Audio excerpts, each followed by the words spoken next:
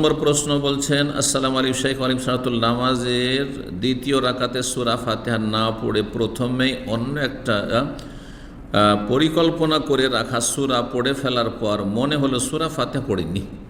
এক কথায় সূরা ফাতিহা পড়তে ভুলে গেছেন, অন্য সূরা পড়ে ফেলেছেন, যে এই সূরাটি পড়বো আগে থেকে মনে ছিল, ওইটি শুরু করে দিয়েছেন সানা তাকবীর তাহরিম আর সানার পরে। এখন সূরা ফাতিহা পড়ে নিলে কি সাহু সিজদা দিতে হবে? সূরা ফাতিহা পড়ে নিতে হবে, সূরা ফাতিহার রকম এই আপনার অতিরিক্ত যে সূরা পড়লেন এটি ছিল সুন্নাত, এটা না পড়লেও নামাজ হয়ে যেত, সুন্নত ছুটত, কিছুটা নেকি কমত।